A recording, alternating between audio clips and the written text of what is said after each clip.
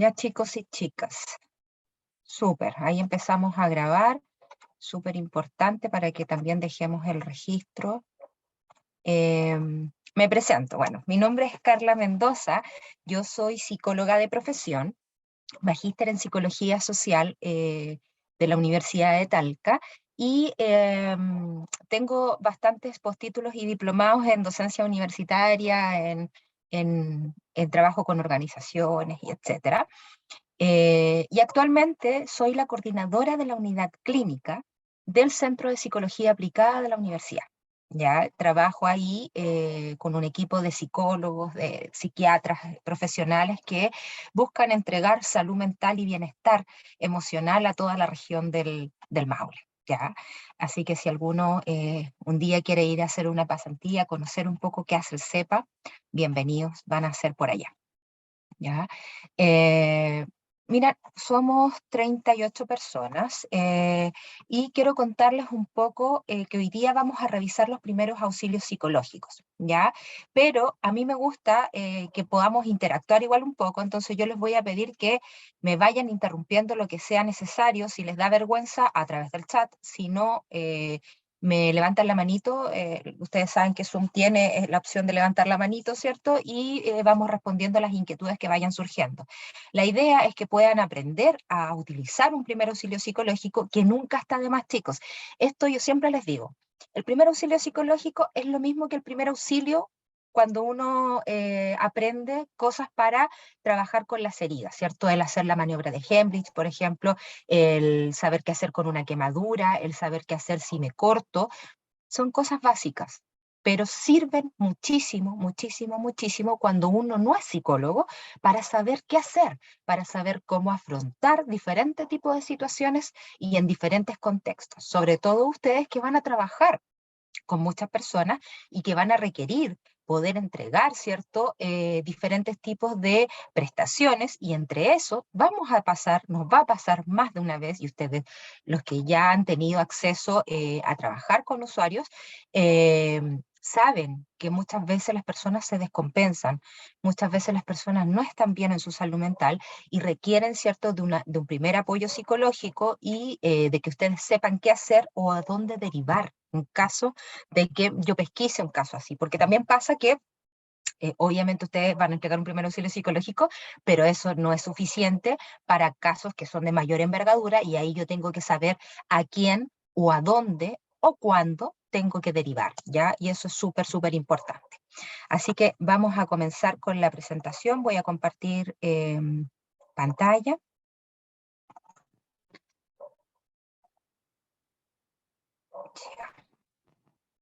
Entonces, comenzamos con los primeros auxilios psicológicos. Como yo les comentaba, mi nombre es Carla Mendoza y soy quien los va a acompañar durante estas 2 horitas para poder enseñarles lo que son los primeros auxilios psicológicos.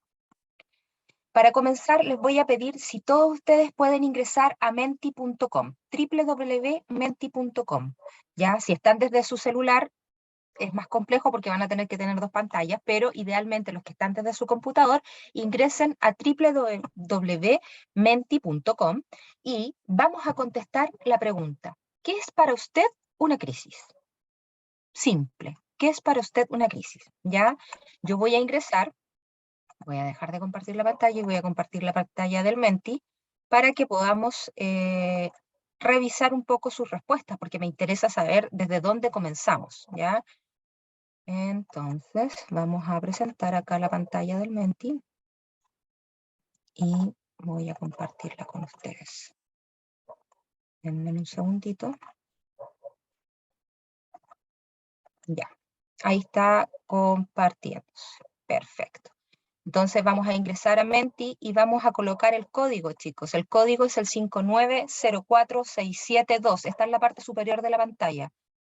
5904672. Y contestan entonces, ¿qué es para usted o qué es para ti una crisis? ¿Cuándo has vivido una crisis? ¿Qué es para ti una crisis? Vamos contestando para ir viendo un poco cuál es la perspectiva de ustedes respecto a esto, ¿ya? Para los que vienen ingresando, tienen que ingresar a menti.com y poner el número que aparece en la parte superior de la pantalla, que es el 5904672. Ya tenemos una respuesta. Vamos los demás ahí apoyando, que es perfecto. Ahí están apareciendo las respuestas de todos. Ya vamos, vamos. Ya, ¿qué es una crisis? ¿Qué es para ti una crisis?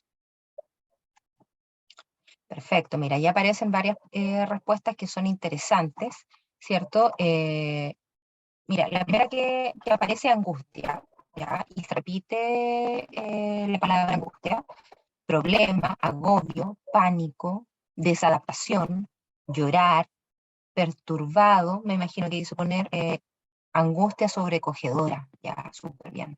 Dificultad, pánico, impotencia, estrés, llorar, miedo, desadaptación, inesperado, mira qué buena palabra, inesperado. Después vamos a entender por qué tan buena esa palabra, inesperado.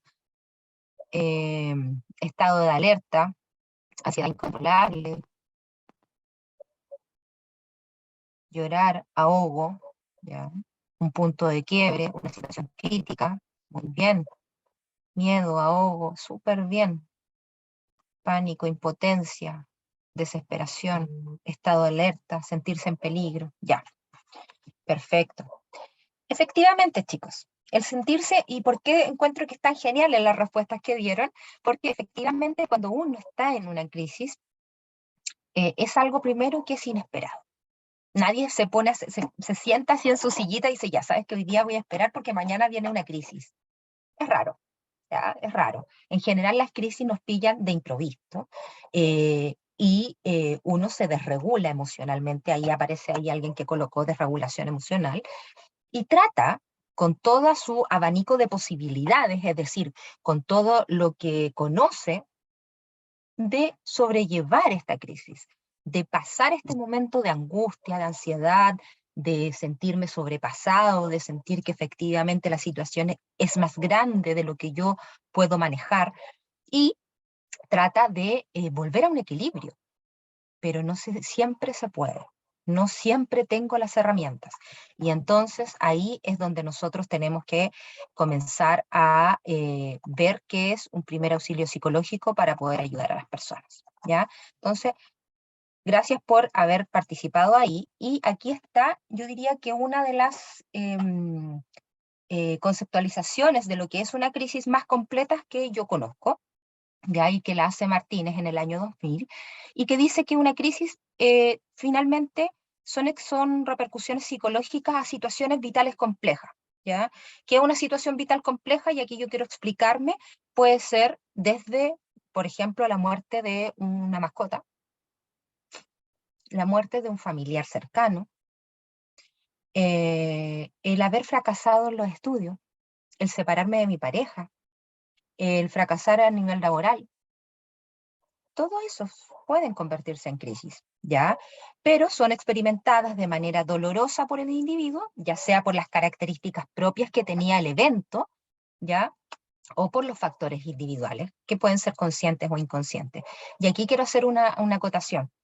Si mañana alguno de ustedes se saca una mala nota en una prueba, algunos de ustedes lo van a experimentar como una crisis, y otros en realidad ya es una mala nota y en realidad estudiaré más para la próxima.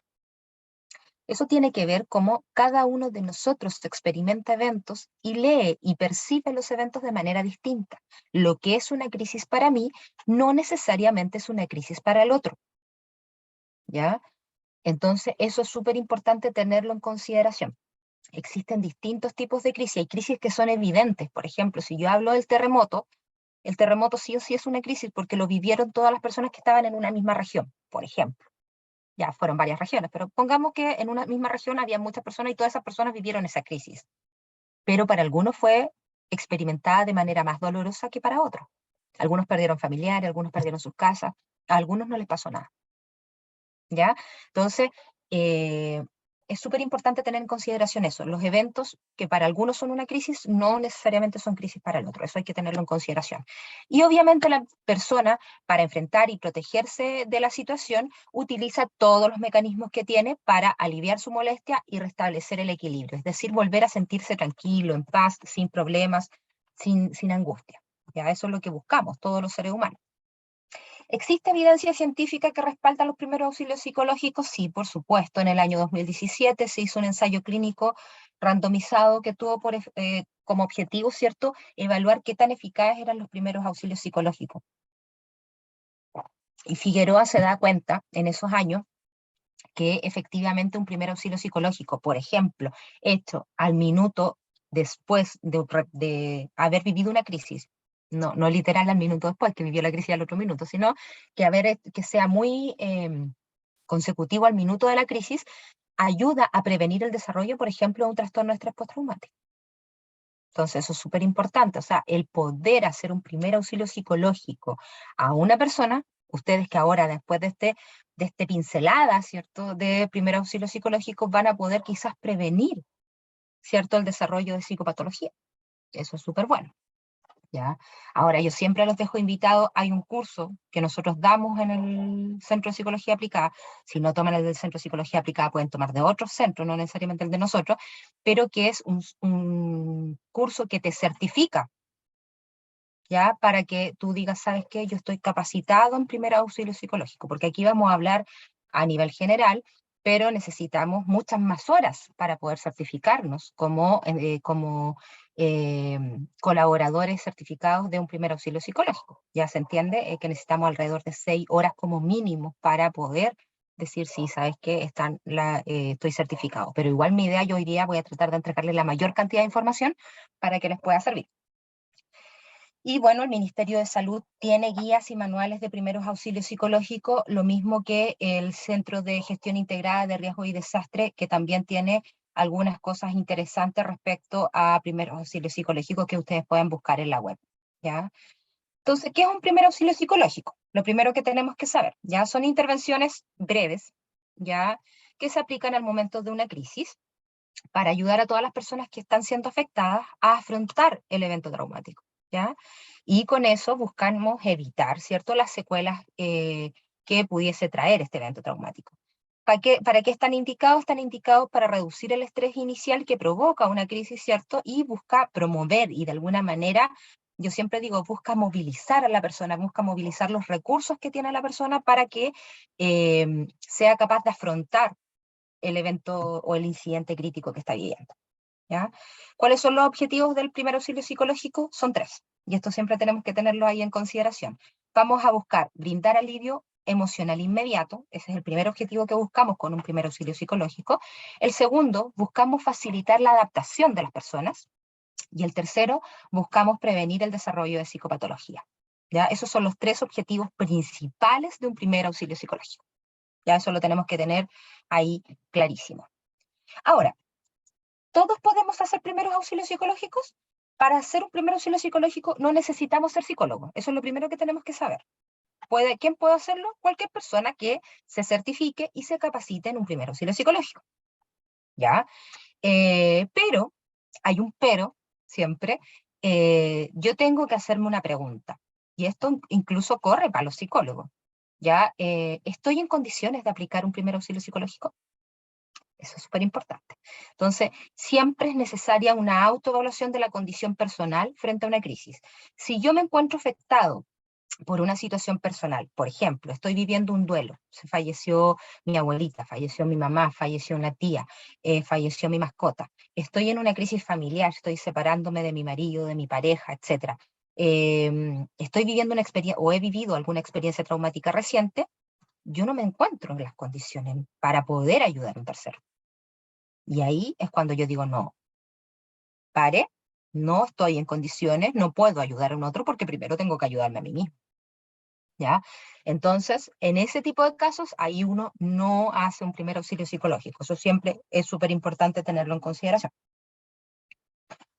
Ahora, acá yo siempre les dejo algunas técnicas y algunas cosas que nosotros deberíamos tener en consideración frente a los primeros auxilios psicológicos. Yo hago esta autoobservación. Si yo estoy identificando en mí signos de burnout, ¿qué es el burnout? Para aquellos que no conocen el término. El burnout, ¿cierto?, es el síndrome de estar quemado, ya por atender muchos usuarios o por estar en constante atención, por ejemplo, de clientes o de usuarios, pacientes, etcétera, o en el trabajo. Y entonces es un síndrome que nos da una señal de que uno está sobrepasado, está exhausto por el trabajo. Entonces, si yo estoy con síntomas de burnout, no hago primer auxilio psicológico, no ayudo a nadie porque primero tengo que buscar ayuda para mí. Sí, lo mismo que les dije recién, estoy viviendo alguna crisis personal, ¿ya? Duelo, crisis familiar, experiencias traumáticas recientes, tampoco ayudo, ¿ya? Y súper importante, si yo quiero brindar ayuda, tengo que saber primero regularme yo emocionalmente, ¿ya? Las personas que están en crisis y que están pasando por un momento complejo están, ¿cierto?, desbordados emocionalmente. No están calmados, no van a estar así como esperando en paz que ustedes lleguen a ayudarlos. No, ellos van a estar desbordados emocionalmente, angustiados, ansiosos, probablemente incluso pudiesen estar llorando. Por lo tanto, yo como persona que voy a ir en ayuda de este otro, de un tercero, ¿cierto? No voy a mostrar ansiedad, voy a tratar de mantenerme en un estado de calma para poder transmitir también este estado de calma, ¿ya? Que después vamos a ver los 3 estados de Paul Gilbert, que nos van a ayudar a entender esto del estado de calma, que es tan importante y es tan preponderante para poder brindar un primer auxilio psicológico. Hacer lo que predicamos, es decir, nosotros le vamos a decir a la persona que le estamos brindando el primer auxilio psicológico que hay que mantener una buena higiene del sueño, que hay que tener rutinas durante el día, que tenemos que comer en los horarios establecidos, que tenemos que hacer ejercicio, actividades para fomentar el bienestar, pero si yo no lo hago para mí, difícilmente puedo yo brindar un primer auxilio psicológico, ¿ya? La Carla hizo una acotación. Carla, a ver, veamos. Dice, ¿la información de ese certificado la podría enviar después? Sí, yo podría darle la información a Pablo. Nosotros todos los años hacemos el curso 1 o 2 veces al año. Ya hicimos el del primer semestre y el segundo semestre lo vamos a volver a repetir. Y el curso dura 8 horas en el CEPA, ¿ya? Y con eso uno queda certificado para poder hacer primeros auxilios psicológicos. Eh, ¿Hay alguna pregunta por ahí? ¿No? Ya. Entonces, bueno, estábamos en hacer lo que predicamos. Importante. Si bien nuestra ayuda es importante, no todas las personas quieren ser ayudadas. ¿Ya? Porque nosotros como que tendemos, todos los profesionales que trabajamos con personas, con usuarios, con la salud, como que queremos ir a ayudar, así como este furor curandis de querer ayudar al otro, y resulta que no todas las personas quieren ser ayudadas, y eso también hay que respetarlo, ¿ya? Y esto de no nos las podemos todas, o sea, no sentirnos que somos superpoderosos y que por lo tanto vamos a poder ayudar a todo el mundo, porque no es así. Y yo les voy a explicar más adelante por qué no es así, ¿ya? Eh, entonces, vamos a pasar la diapositiva. ¿Cómo se aplican los primeros auxilios psicológicos? 5 módulos, clarito, no hay que complicarse mucho. Son 5 pasos los que vamos a hacer, chicos. 5 pasos, por eso lo traté de acortar lo máximo posible para que les quede clarito. Vamos a hacer el módulo A, B, C, D y E. La A de activa, escucha activa. Ese es el primer módulo. La B de reentrenamiento en ventilación. Sé que ventilación es con V, ya, pero es para el mono que vamos a hacer de A, B, C, D, necesitábamos que hubiese una B, entonces A de escucha activa, B de reentrenamiento en ventilación, C de categorización de necesidades, D de derivación de apoyo y E psicoeducación, ¿ya? Esos son los 5 módulos que nosotros vamos a aplicar a las personas que le vamos a brindar un primer auxilio psicológico. ¿Se le aplican los 5 módulos? No siempre. Se van a aplicar los módulos que sean necesarios según el caso, ¿ya? Y ahora vamos a explicar por qué. El primer módulo, este sí es fundamental y este siempre lo vamos a tener que aplicar y de este no nos vamos a poder salvar. Escucha activa, ¿ya? Primero, se demora entre 10 a 20 minutos donde yo tengo que saber comunicarme con una persona que está angustiada, que está ansiosa, que está alterada, Entonces, lo que yo busco es que, primero, calmar a la persona, el yo estar en un estado de calma, donde yo pueda transmitirle al otro que todo estará bien, ¿ya? En este estado de crisis, puede que la persona no quiera contarme su historia o que no quiera hablar, ¿ya? Pero basta con que nosotros nos quedemos al lado ahí y que él sepa que hay otro ser humano que lo quiere escuchar o que lo está apoyando. Escuchar el testimonio, cuando las personas quieren hablar, puede ser de gran ayuda para calmar a las personas afectadas, porque ellos finalmente van a sentir que le estamos dando un espacio, ya para contarnos de manera espontánea lo que está ocurriendo. No presionemos a la persona. ¿Me cuenta más? A ver, pero explíquese, ¿me puede ser? No. La idea es que nosotros en estos 10, 20 minutos tratemos de que sea un testimonio lo más sin presiones y que la persona sienta que se puede explayar con nosotros. Y aquí, en la escucha activa, ¿por qué se llama activa? Porque tenemos que estar atentos al lenguaje verbal y no verbal. Es decir, la persona me está contando su historia y yo estoy atenta a las señales no verbales de la persona, cómo es su postura, cómo es su tono de voz, cómo es su ritmo de voz, cómo se siente, cuáles son sus reacciones faciales, ¿ya? Y también escucho activamente el relato. No estoy mirando el reloj, no estoy mirando el celular, no. Yo estoy escuchando activamente a la persona y haciéndole entender que ella o él me importa. Eso es la escucha activa, ¿ya? La persona, ¿cierto? Eh, Puede no querer hablar, como yo les mencionaba hace un ratito, y ahí guardar silencio es preferible. Lo central es poder transmitirle al otro, ¿cierto?, de que allá hay un ser humano que le importa y que está comprendiendo lo que le pasa. Tenemos que cuidarnos del curor furandis, de como sensación irreflexiva de hacer algo por el que está sufriendo. No, si la persona lo único que necesita en ese minuto es que lo escuchemos. Escuchémoslo activamente. Preocupémonos de su lenguaje verbal y no verbal. Ya eso es lo fundamental. Ahora, una vez que yo hago esto, van a aparecer muchas cosas cuando estemos escuchando a las personas. Ya la persona nos va a contar en su relato varias cosas. Y entonces puede pasar que las personas aparezcan con ciertos rasgos que son complejos o que son más difíciles de manejar. Entonces, cuando la persona en su relato me aparece que tiene una indefensión aprendida o que es muy perfeccionista consigo mismo, yo tengo que aplicar la técnica de autodistanciamiento. ¿Sabemos qué es la indefensión aprendida? ¿Todos saben lo que es la indefensión aprendida? ¿O no se sabe lo que es la indefensión aprendida? Lo explico. Ahí. Yo no sé qué es. Ya, perfecto. No, ya, súper, gracias. La indefensión aprendida es una de las teorías, también se llama indefensión aprendida o desesperanza aprendida, ¿ya? Es una de las teorías de la psicología que dice que existen personas que por los años, por las vivencias que han pasado, aprenden a sentir desesperanza y sienten que hagan lo que hagan, no van a poder cambiar su futuro o no van a poder cambiar las situaciones.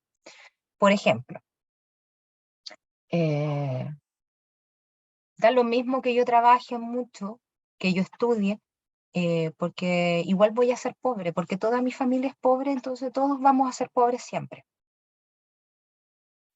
Eso es desesperanza aprendida, ¿ya?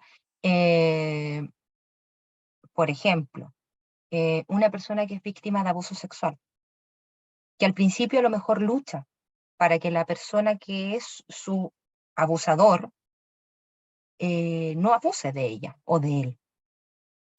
Pero como esto se repite en el tiempo, el abuso, después ya no pone resistencia al abuso. Y la gente dice, oye, pero ¿por qué no te defendiste? ¿O por qué no hiciste algo? Porque la persona tiene una indefensión aprendida, se da cuenta que da lo mismo lo que haga, porque haga lo que haga, no va a cambiar la situación y la situación va a seguir igual, ¿ya? Entonces hay muchas personas que tienen esta indefensión aprendida a nivel cognitivo, es decir, en su cabeza, de que sienten que hagan lo que hagan, las cosas no van a cambiar, ¿ya? Y lo mismo, también hay personas que son sobreexigentes, es decir, que que tienen un superyo súper elevado. En la teoría de Freud está el ello, el yo y el superyo. El superyo es el que nos dice lo que debemos hacer, ¿ya?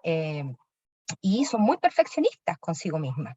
Y resulta que esas personas también les cuesta mirar un poco con distancia las cosas. Entonces, cuando alguien en su relato me dice, pucha, ¿sabe qué, Carla? Yo siento que da lo mismo, yo sé que usted me quiere ayudar, pero en realidad da lo mismo lo que usted haga, porque en realidad no, nada va a cambiar, yo voy a seguir estando mal y las cosas van a seguir así, y en realidad mejor dejémoslas así, chuta. Entonces ahí yo enciendo la alarma y digo, ya, hay indefensión aprendida. O una persona que es perfeccionista consigo misma y que te dice que en realidad las cosas no están saliendo bien porque yo debería haber llegado 5 minutos antes, porque con 5 minutos antes las cosas hubiesen salido perfectas. Oye, pero si te sacaste un 6,8, no, pero no me saqué un 7. ¿Ya? Son personas más sobreexigentes. Entonces, en ese tipo de casos yo aplico la técnica de autodistanciamiento. ¿Qué es el autodistanciamiento? Donde yo busco mover a la persona desde la perspectiva que está teniendo en este minuto hacia la compasión, es decir, con una postura, ¿cierto?, de amor y compasión, el discurso cambia y yo utilizo esto para generar pensamientos más amables de la persona hacia sí mismo, ¿ya? Entonces, ¿cómo lo hago? Por ejemplo, le pregunto, piensa en una persona que ama. ¿En qué piensa? No sabe que yo pienso en mi mamá, por ejemplo. Si estuviera su mamá pasando por estas circunstancias, ¿qué le diría? Entonces la persona automáticamente, al tener que hacer este ejercicio mental de decir, ¿qué haría mi mamá o qué me diría mi mamá frente a este tipo de situación? Ya tiene que distanciarse y mirar la situación con otra perspectiva. Y eso ayuda mucho a autodistanciar, ¿ya? Entonces, esas son... por eso yo, mi idea es que ustedes se queden con esta grabación, porque Felipe ahí está grabando, para que puedan, digamos, anotar estas preguntitas, anotar estos ejemplos, porque sirven mucho. O sea, estos ejemplos que yo les puse ahí sirven. Si yo quiero, veo que alguien está con indefensión aprendida y le hago esta pregunta, automáticamente la persona se distancia de la situación, ¿ya? Otra situación, cuando la persona tiene un locus de control interno o externo, la teoría del locus de control también la voy a mencionar, es de Rotter, ¿ya? Y el locus de control, para explicarlo en simple, es que los seres humanos tenemos a veces locus de control interno y otras veces tenemos locus de control externo, ¿ya? Lo voy a explicar con un ejemplo universitario. Si, por ejemplo, la Romina dice, ¿sabes qué, Carla? La profesora me puso un 5. Yo automáticamente digo, ya, ella tiene un locus de control externo, porque fíjense en la frase, dijo, la profesora me puso un 5. Ella está atribuyendo la responsabilidad y el control a la profesora. Ella no se sacó un 5, ella le pusieron un 5. Distinto es si María Paz me dice, ¿sabes qué, Carla? Yo estudié y me saqué un 5. Entonces ella atribuye la responsabilidad de esa nota a sí mismo, a lo que ella estudió y al nivel que ella pudo alcanzar. ¿Se entiende? Entonces hay personas que tienen locus de control interno y hay personas que tienen locus de control externo, ¿ya? Entonces, cuando yo necesito diferenciar eso, lo que hago es flexibilizar o buscar flexibilizar la postura de los pensamientos de las personas y le digo, ¿qué depende de usted para que esta situación cambie? Por ejemplo, no estoy en una crisis porque necesito ganarme un subsidio habitacional porque no tengo dónde vivir y estoy pagando arriendo y no tengo para pagar más el arriendo. ¿Qué depende de usted para que esa situación cambie? Que postule. ¿Y usted ya postuló? Sí, ya hice todas las postulaciones y ahora tengo que esperar. ¿Y hay algo que dependa de usted para que ahora se lo gane o no? No, nada, pues tengo que esperar. Ah, ya. Entonces así la persona baja los niveles porque en realidad hay cosas que están fuera de su control que no vamos a poder cambiar. Lo mismo pasa con esto de que qué está en su control hacer o qué está en su control lograr. ¿Hasta dónde esto depende de usted? Para hacer esas tres preguntas sirve para que la persona automáticamente baje los niveles de angustia y decirse es que en realidad estas cosas las tengo que dejar fluir porque no dependen de mí, no son mi responsabilidad. pero sí hay cosas que yo puedo hacer para que las cosas funcionen, que eso, ¿cierto? Las hacemos. Y si hay que hacerlas, les decimos, ¿sabes qué? Los pasos a seguir son estos, yo creo que debería hacer esto y esto otro, pero si no, es súper importante, ¿cierto? Que nosotros le digamos a las personas, ¿cierto? Hasta dónde depende de usted, para que la persona también baje los niveles de ansiedad. Ahora, también pasa que hay personas cuando nos cuentan su historia, se centran mucho en el futuro o se centran mucho en el pasado, ¿ya? Las personas que se centran mucho en el futuro son personas que viven con mucha ansiedad. Las personas que se centran mucho en el pasado son personas que en general tienden a ser más depresivas, ¿ya? Entonces nos están contando su situación y están siempre preocupadas de lo que va a venir en un futuro, o personas que te están contando su situación y están siempre preocupadas de lo que ya pasó. Entonces aquí es súper importante preguntarle, ¿puede hacer algo usted en este preciso momento para que esa situación cambie? ¿Qué beneficio le trae pensar o preocuparse de esta forma por algo que no ha sucedido cuando la persona está muy centrada en el futuro? ¿O cómo podría pensar de forma distinta frente a esta situación? ¿Ya? Hacer estas preguntas van a ayudar a distinguir a las personas las cosas que están en el presente, las cosas que están en el pasado y las cosas que están en el futuro. Y eso va a ayudar para ordenar un poco el relato de la persona y que la persona también baje los niveles de ansiedad y angustia. Nosotros en general nos ponemos ansiosos por esto mismo, por lo que estamos pensando, por lo que está en nuestra cabeza.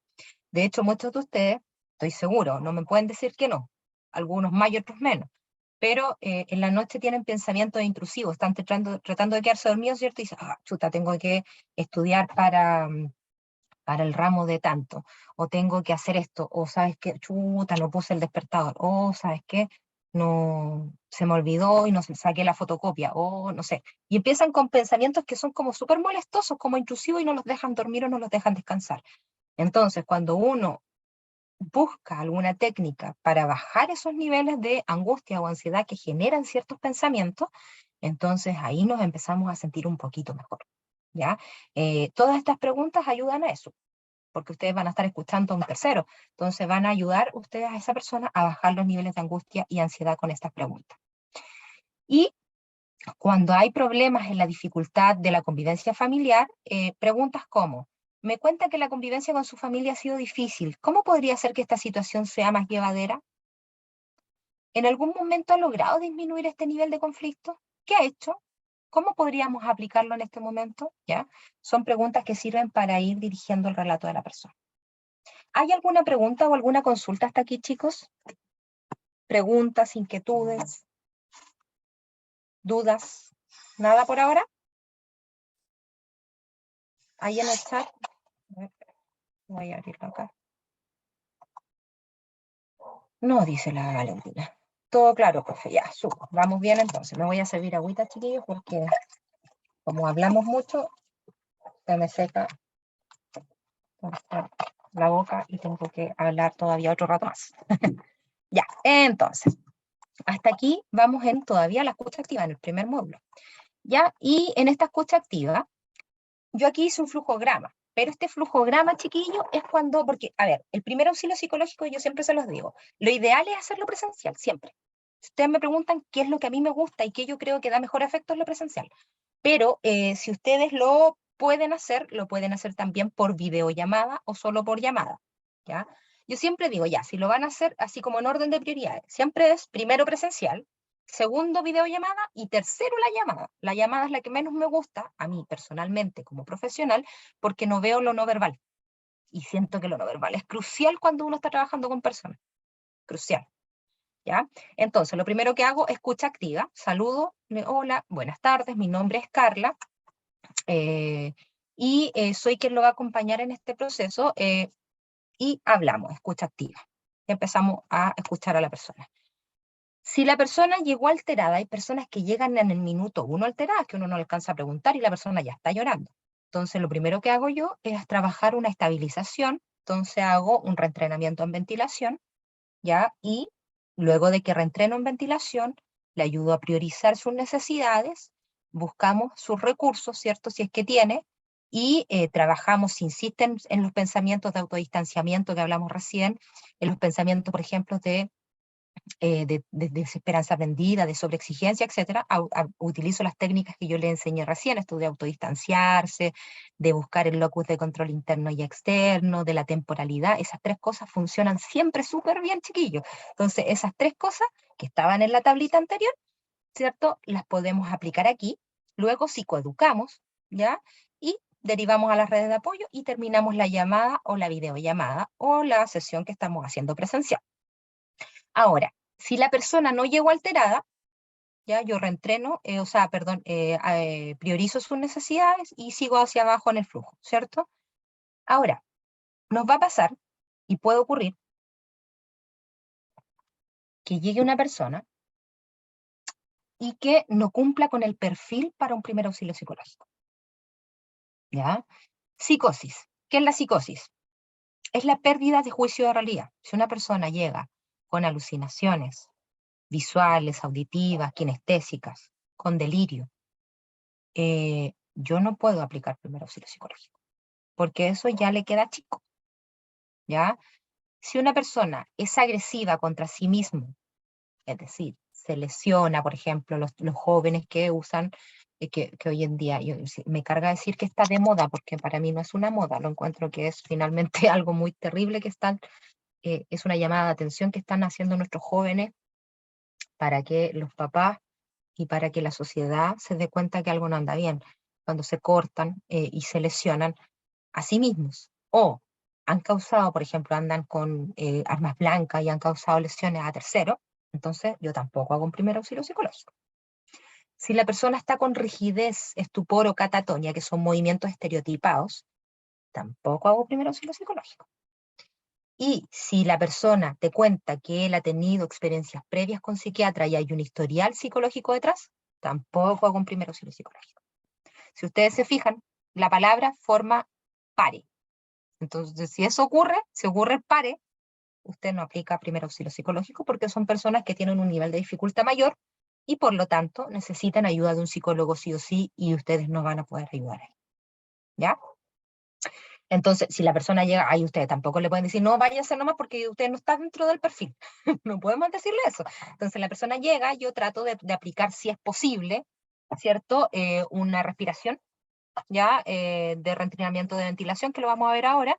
Identifico si la persona tiene riesgo suicida, si hay consumo de sustancia, y lo derivo a la red. Eso es lo que hay que hacer en ese tipo de casos, cuando llegan ese tipo de casos a ustedes. ¿Ya? ¿Hay hasta aquí preguntas, chicos? ¿Dudas? Ahí está lo mismo que yo les había mencionado recién, el pare, pero que acá yo le agregué la letra N, ya donde si la persona ya llega donde ustedes, habla con ustedes y al contarle y la escucha activa le dice, no, pero sabe que yo ya llevo más de un mes sintiéndome así. Entonces, ya, tampoco lo podemos ayudar, porque se ha estudiado científicamente que si nosotros ya llevamos más de 4 semanas sintiéndonos con el mismo síntoma, la misma intensidad, y con el mismo nivel de agudeza, entonces ya necesita apoyo psicológico.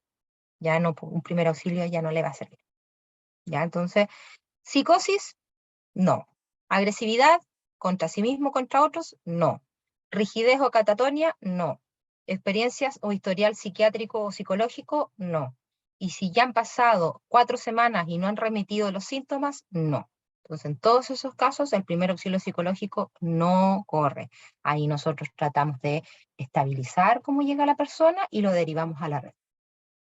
¿Ya? Después yo les voy a mostrar a dónde derivamos, porque yo siempre digo, derivamos a la red, ya, pero ¿y dónde? ¿Ya cuándo? Y pues, si ustedes no son psicólogos, no tienen por qué saber dónde derivar o cómo derivar, ¿ya? Ahí yo les voy a explicar cómo, ¿ya? Y puse esta tablita porque siento que es como más didáctica, qué es lo que se debe hacer o decir y qué es lo que no se debe hacer o decir, ¿ya? Para no joderla. Ya, entonces recuerden, todavía estamos en el módulo A de escucha activa. En el módulo A, ¿qué se debe hacer entonces?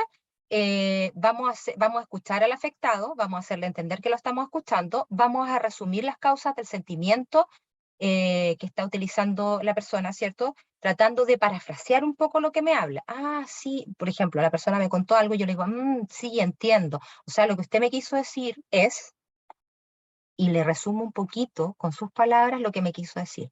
Eso El parafrasear a la persona hace entender que yo estoy activamente escuchándolo, que me importa lo que está diciendo. Tener paciencia con el relato, tolerar los espacios de silencio, no precipitarnos por hacer algo, ¿ya? Lo que no debemos hacer, distraernos, no estar mirando el reloj, no estar mirando el celular, no apresurarnos para darle la solución a la persona del problema que tiene y no juzgar lo que la persona hizo o no hizo. Usted debió haber hecho esto, no debería sentirse así. Eso es juzgar el relato y la persona obviamente automáticamente se bloquea, ¿ya? Entonces nosotros jamás vamos a juzgar a la persona, jamás. Nosotros podemos no estar de acuerdo con lo que la persona hizo, pero nosotros no somos quien para juzgarlo, ¿ya? ¿Qué es lo que se debe hacer si es señalado, preguntarle por la situación de otras personas, permanecer cerca de la persona, sentarnos a su lado mirando su rostro, y no tocar? Yo aquí siempre digo, tocar solo si estamos muy seguros. Me refiero a tocar, darle una palmada en su hombro, o tocar, por ejemplo, la pierna y dar palmada. A veces uno siente que es como si, pucha, vamos a estar bien o vamos a salir de esta, es como una palmadita de compasión, de consuelo. Sin embargo, las personas que han vivenciado situaciones de abuso en su infancia o en su adultez, y yo voy y la toco, puedo activar a la persona. Activar me refiero a sus recuerdos, sus eventos gatillantes. Entonces yo trato de nunca tocar a la persona, por respeto, ¿ya? Lo que no se debe hacer es no contar la historia porque la persona me está contando su historia. Sí, sabe que a mí me pasó lo mismo una vez y empiezo a contar mi historia. No, eso no se hace. En escucha activa estamos escuchando, la palabra lo dice, escuchando. No estoy contando mi vida, ¿ya? Y no tocar a la persona si no estamos seguros que va a ser bien recibido. Utilizar la técnica de reflejo. Esto es súper importante. Yo cuando estoy con una persona, si la persona tiene una postura, por ejemplo, algo encorvada, está sentada con las piernas cruzadas o está sentada o tiene las manitos así, yo trato de cuando le hablo a la persona tener la misma postura.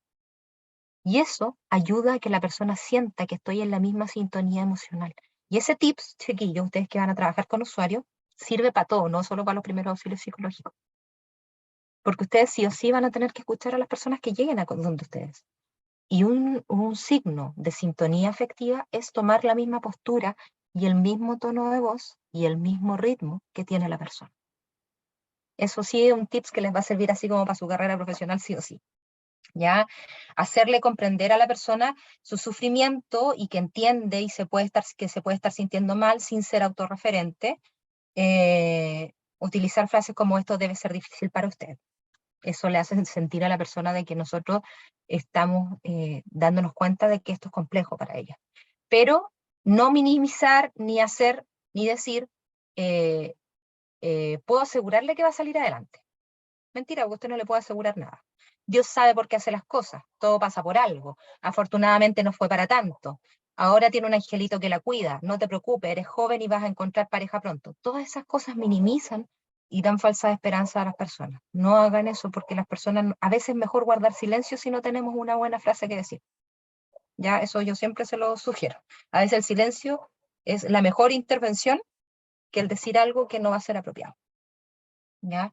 Segundo módulo, acá ya lo que hicimos recién, 10 a 20 minutos, escuchamos activamente el relato de la persona, nos preocupamos de su lenguaje verbal y no verbal, sabemos cuáles son las frases que debemos decir y cuáles son las que no debemos decir. Vamos a aplicar la sintonía afectiva, es decir, vamos a tener la misma postura, el mismo tono, el mismo ritmo de voz al escuchar a la persona, vamos a estar concentraditos sin distraernos. Y además, si me aparece, ¿cierto?, que la persona tiene indefensión aprendida, tiene un locus de control interno o externo, o está mucho en el pasado o en el presente, vamos a trabajar con esas 3 técnicas que yo le di, ¿cierto? Con las preguntitas que aparecían en esa tablita, y con eso estamos con la escucha activa. Escuchamos a la persona 10 a 20 minutos como máximo, ¿ya? Luego, vamos al módulo 2, que es el reentrenamiento en ventilación, ¿ya? Entonces, ¿qué hacemos acá? Algunas personas que han vivido una crisis pueden mostrarse súper ansiosas, alteradas, súper confundidas y muchas veces sobrepasadas con la situación. Pueden estar temblorosas, ¿cierto? Con las manitos ahí medias temblorosas, las piernitas temblorosas, teniendo dificultades para respirar, ¿cierto? Sentirse como muy agitado, muy hiperventilado. Y los primeros auxilios van a ayudarlos, ¿cierto? A bajar estos niveles. Entonces, lo que yo le digo acá a la persona es que los PAP contemplan unos minutos para enseñar y practicar el reentrenamiento en ventilación, y este paso dura 10 minutos, es más corto que el anterior, y hay personas que puede que necesiten un poquito más de tiempo, ahí hay que irse como ajustando un poco a cada caso, ¿ya? Entonces lo que yo hago es dirigirme a la persona y decirle, ahora vamos a ensayar un reentrenamiento en respiración. Consiste en inhalar, exhalar y luego esperar un momento con los pulmones vacíos para volver a inspirar. Lo importante es la pausa luego de vaciar los pulmones. Puedo pedirle que lo practiquemos juntos, ¿le parece? ¿Ya? Para empezar, yo le voy a pedir a la persona que adopte una postura relajada, cómoda, con los pies siempre en el piso. Los dos pies así, no con las piernas arriba, no, los dos pies así, sintiendo el contacto con el piso. Si lo desea y se siente cómodo, puede cerrar los ojos o puede mirar un punto fijo con la mirada hacia abajo. Y ahora vamos a intentarlo. Entonces yo le digo a la persona que coloque su manito acá, en el pecho, y la otra en la guatita, ¿ya? Manito en el pecho y manito en la guatita, como en la imagen que aparece en la presentación. Y le digo, inhale, retenga, exhale. Inhale, retenga, exhale. Y eso lo practicamos 10 minutos. Inhalamos en 4, retenemos, ojalá 2 o 3, y exhalamos también en 4. Puede ser, los números pueden variar, 4, 6, ahí ustedes lo hacen según más o menos como van viendo al paciente o al usuario. Pero vamos respirando. Está comprobado que el hacer estas respiraciones bajan los niveles de cortisol, bajan, ¿cierto? Los niveles de estrés, ayuda a sentirse mejor, ayuda también a tener una mejor claridad y no estar confundidos para tomar decisiones. ¿Ya? Entonces, el estar en esta respiración va a servir mucho. Ahí tenemos dos técnicas. La de la respiración en 4 tiempos, donde yo le voy a decir a la persona, inhale en 4, mantenga 2, bote en 4, mantenga los pulmones sin aire en 4. ¿Ya? Entonces, inhalo, mantengo, boto, mantengo. Inhalo, mantengo, boto, mantengo. Inhalo, mantengo, boto, mantengo. Yo voy guiando la respiración de la persona. Yo soy el que voy hablando. De ahí la persona con los ojitos cerrados o mirando un punto fijo, ¿cierto? Con la mirada baja, va siguiendo la respiración. Y la otra técnica que también sirve es el grounding. El grounding significa en español enraizar, ¿ya? Y entonces ahí yo le digo, tome 5 respiraciones profundas por la nariz, exhale con los labios fruncidos, a eso se refiere fruncido, no sé, sino que, ¿ya? Ponga sus pies sobre el piso, mueva los dedos de los pies, note la sensación de sus pies, apriete los puños de las manos fuerte y enseguida suelte. Repitamos 10 veces. 1, 2, 3, 4, 5, 6, 7, 8, 9, 10. Ahora frote las manos entre sí. Observa y sienta el calor que genera. Y luego tomemos 5 respiraciones profundas y observa el sentimiento de calma de su cuerpo. Eso es una técnica de enraizamiento que sirve sí o sí para que la persona vuelva a un estado de calma.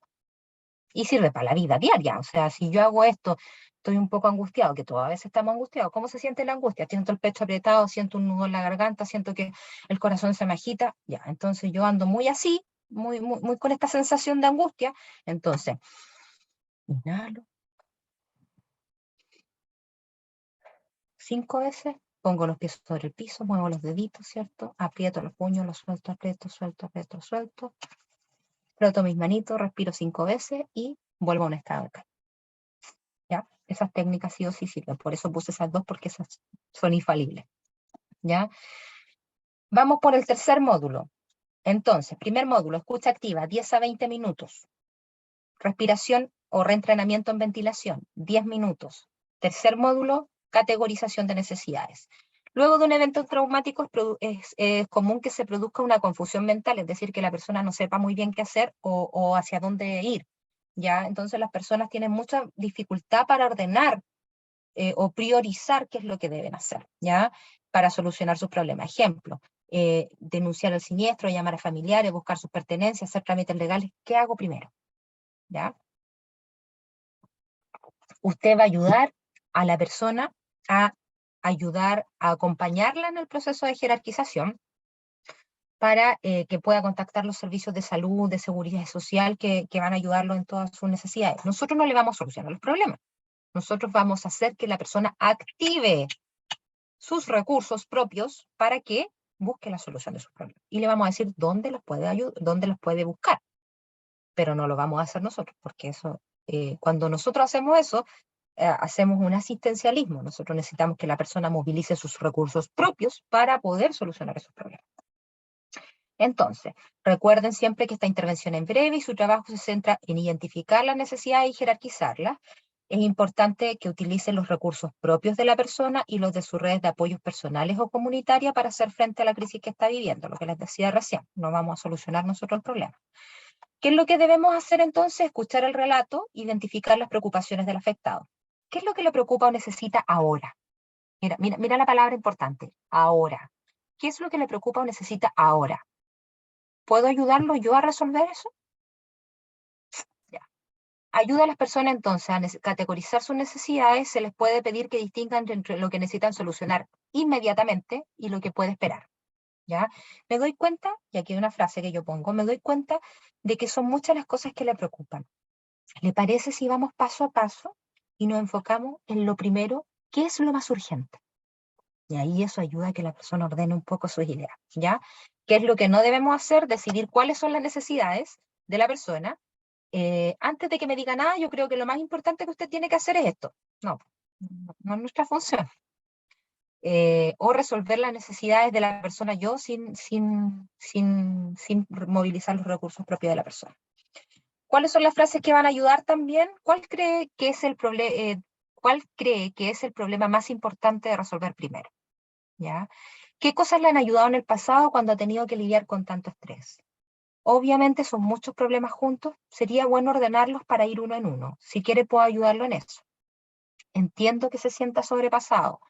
Veamos si puede identificar al menos 3 cosas en las que tiene actualmente el control para que nos focalicemos en ellas y las priorizamos. Ya con eso las personas empiezan a pensar más claramente. Recuerden que uno está en crisis, no piensa claramente, está confundido. Entonces con esta frase ustedes lo van a ayudar a que la persona piense más tranquilamente y más claramente. Vamos por el cuarto módulo. Ya pasamos, escucha activa. Reentrenamos en ventilación y les ayudamos a respirar. Los ayudamos a categorizar sus necesidades, que es lo primero y lo más urgente, lo más importante. Y nos vamos por la cuarta, que es la derivación de redes de apoyo. Una vez que identificamos las necesidades, ayudamos a la persona a contactar a las personas o a los servicios u organizaciones de apoyo social que van a dar ayuda, ¿cierto?, a las necesidades que tiene ahora. Y recordar siempre que la primera red de apoyo siempre es fundamental, son la familia y los amigos. Pero pasa que, y nos va a pasar y les va a pasar a ustedes, que siempre cuando nos llegan casos que no tienen redes de apoyo, que la familia no está presente, que no hay nadie, ya que están un par de amigos por ahí, pero que no tenemos mucha red de apoyo, y entonces ahí es súper importante acudir a las redes de apoyo formales, porque esas son las informales, pero las formales, cierto que serían las ONG, las fundaciones, los organismos de salud, ministeriales, etc. ¿No? Entonces, lo que se debe hacer, facilitarle los contactos con sus familiares, amigos o trabajo, si necesita un teléfono para poder llamar, si es que está en una situación de crisis, por ejemplo, las personas que estuvieron en el incendio o las personas del terremoto, etcétera, necesitaban un teléfono para poder llamar a su papá, a su mamá, a su amigo, a un tío, para contarles en qué están, etcétera. Sugerir que llamarlos, que es necesario, hacer sugerencias prácticas sobre cómo recibir la ayuda necesitada, utilizar información de contacto disponible en los materiales de servicio y redes de apoyo. Lo que no se debe hacer es tomar la iniciativa y ayudar a la persona en asuntos que él mismo pueda hacer. Lo que yo les decía, no caer en el paternalismo ni en el asistencialismo. Voy a ir con la asistente social, por ejemplo, para preguntarle cómo está la situación de su madre. ¿no? Si quiere le acompaño donde el asistente social, o si quiere le puedo decir dónde tiene que ir a conversar con el asistente social para que pregunte por su madre. Cambia, ¿ya? No les resuelvo el problema, pero les digo cómo lo puede hacer. O decirle, páseme el celular, yo voy a llamar a su hijo para contarle lo que pasó.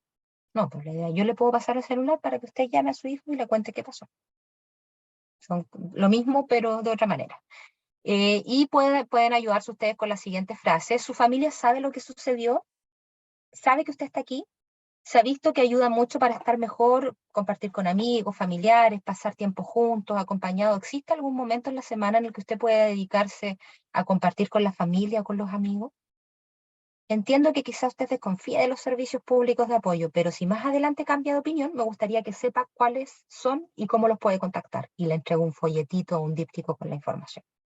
¿Ya? Entonces, yo siempre, cuando voy a brindar un primer auxilio psicológico, les sugiero a la gente, sean ustedes de la carrera que sean profesionales o no profesionales, porque insisto, el primer auxilio psicológico lo puede brindar cualquier persona que tenga la certificación para hacerlo. Siempre un folletito o un díptico donde tengan las redes de apoyo del lugar donde se encuentran, es decir, si es de Talca, y la psicoeducación de qué es normal, cuáles son las reacciones normales que uno tiene frente a una situación de crisis. Ese díptico tiene que contener esas dos informaciones. Y con esa información ustedes se la entregan a la persona y la persona ya está mucho más clara dónde buscar ayuda. Por ejemplo, el número 600-360-777, que el Fono Salud responde, un Fono Salud que es súper subutilizado digo porque funciona re bien. Funciona primero que todo los 365 días del año, o sea, no existen los feriados para ese teléfono, y hay kinesiólogos, hay psicólogos, hay médicos, todo ahí al alcance de la mano. Uno llama a ese teléfono y, por ejemplo, si una persona se encuentra en crisis y se descompensa y necesita ayuda, pues y son las 3 de la mañana y no tiene a quién llamar, pues qué importante saber que puedo llamar aquí y un psicólogo me va a atender, ¿ya? O que estoy teniendo una crisis y puede ser un ataque al corazón y que si yo llamo a este número alguien me puede ayudar. ¿Ya? Entonces, es un fono re bueno, funciona re bien. ¿Cuál es la red de salud mental pública? Chicos, esto es súper importante para los que no la conocen. Ustedes yo sé que no son psicólogos, entonces no tienen por qué conocerla. Esta es la red de salud mental pública que existe, ¿ya? Tenemos primero la atención primaria de salud, que es la APS. Son los CESFAM, chiquillos. Ya los CESFAM. Están en toda la región, en todas las comunas, en todas partes. Nosotros en Talca tenemos muchos CESFAM, ¿ya? Cada sector tiene su propio CESFAM, que son los centros de salud familiar. Entonces, la primera red es el CESFAM. La segunda red son los centros de salud mental comunitaria, los ex-COSAM. ¿Ya? Antes se llamaban COSAM, hoy en día se llaman centros de salud mental comunitaria. Aquí en Talca hay uno, poco, porque es mucha la necesidad para un solo centro de salud mental comunitaria. Está la unidad de psiquiatría ambulatoria que está en el hospital de Talca, que también atiende casos.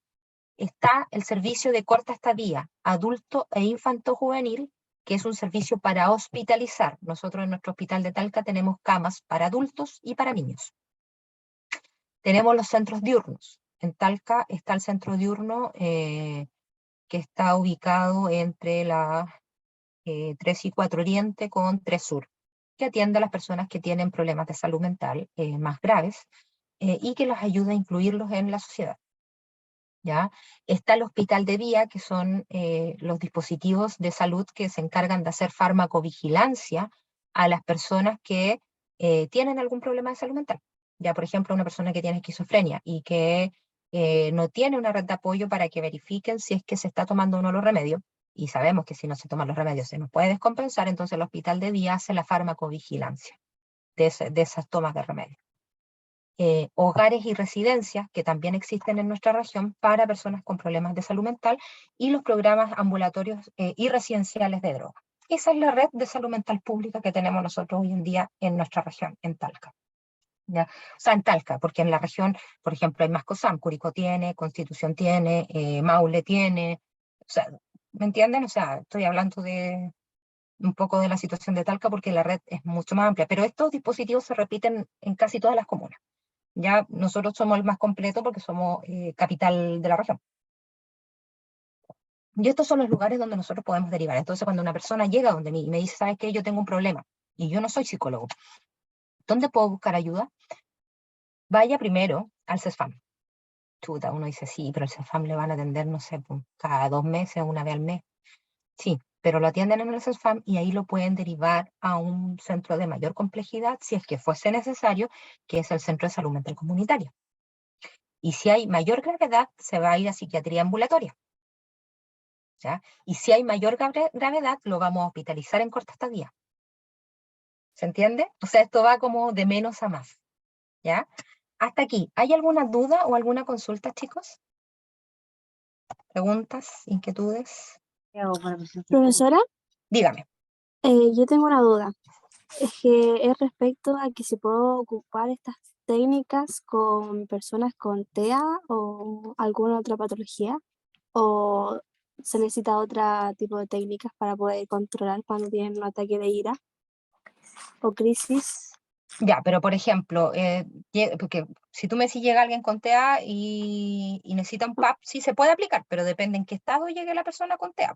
Si Por llegó ejemplo, descompensado, si me toca un niño o un usuario que esté con mucho grito, que no pueda controlar la ira, ya, porque no se frustró algo así, yo puedo ocupar esta técnica. sí puedes ocupar técnicas de respiración y deberían servir para poder calmar.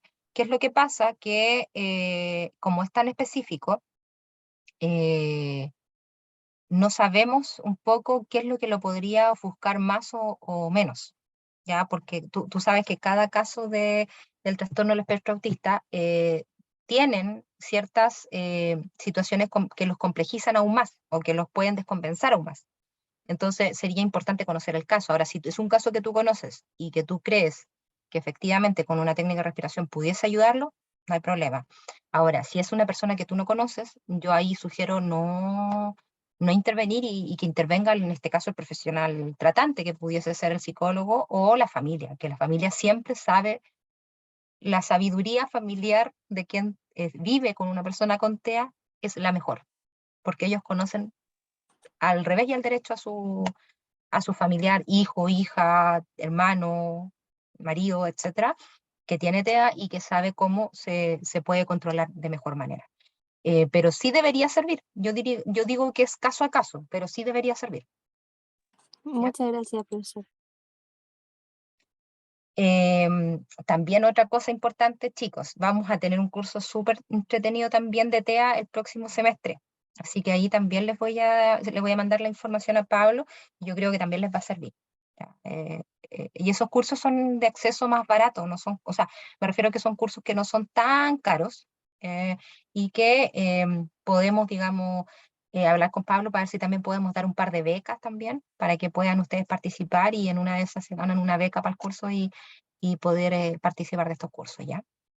Em, ¿Cuándo debo pedir ayuda? Hay personas que me preguntan, oye, ¿y cuándo si la persona me pregunta, estando yo haciendo un primer auxilio psicólogo, ¿usted cree que yo necesito ir al psicólogo? ¿Yo qué le digo? Sí, pues, importante, ¿ya? Si la persona siente un malestar general, si sus seres queridos, me hablo de a la amiga, a la familia, etcétera, están preocupados por usted, si el malestar que tiene la persona afecta a diferentes áreas de su vida, por ejemplo, anda mal en el trabajo, anda mal en la vida personal, anda mal en la vida familiar, está generando problemas en diferentes lugares, el malestar es tan agudo en tiempo y en intensidad, entonces ahí yo debo pedir ayuda, debo ir al psicólogo.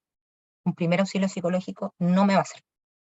Entonces, si yo pesquiso que la persona me dice, cuando me está contando todas sus situaciones, la escucha activa, me dice, sabe que yo estoy mal en la casa, estoy mal aquí, estoy mal allá, estoy mal acá, y en realidad ya ha pasado más de 4 semanas y yo sigo igual de mal, y me siento de 1 a 10, 10 de mal, entonces usted le dice, sí, ¿sabe qué? Yo creo que es importante que busque ayuda con un profesional que le pueda dar las herramientas para que usted se sienta mejor. ¿Se entiende? ¿Ya? Eso es súper importante saber. ¿Y dónde puedo derivar o pedir ayuda? Hay una línea que es para jóvenes creo que hasta 29 o 31 años, que es el 1515, se llama línea libre, 1515 desde celulares, ¿ya? Y está hasta las 6 o 7 de la tarde, atienden psicólogos gratis, ¿ya? El asterisco 4141, línea de prevención de suicidio. Si alguien está con un riesgo suicida, ¿cierto? Uno tiene que decirle ahí, bueno, tiene que ir al psicólogo, tiene que ir al psiquiatra, yo le sugiero que vaya a tal y tal lugar, pero existe también un número al cual usted puede llamar, asterisco 4141. El CESFAM, que siempre es importante, el Centro de Salud Mental Comunitario o los hospitales. En urgencia, en el hospital de Talca, hay psiquiatras de lunes a viernes, en urgencia, ¿ya? Para que ustedes sepan. Y el quinto módulo, y último, ¿cierto? Es la psicoeducación. Para finalizar, ¿cierto? Hay que promover las estrategias de respuestas positivas ante el estrés, explicándole y entregándole una copia del material. Entonces nosotros vamos a crear un folleto, que era lo que yo les decía recién.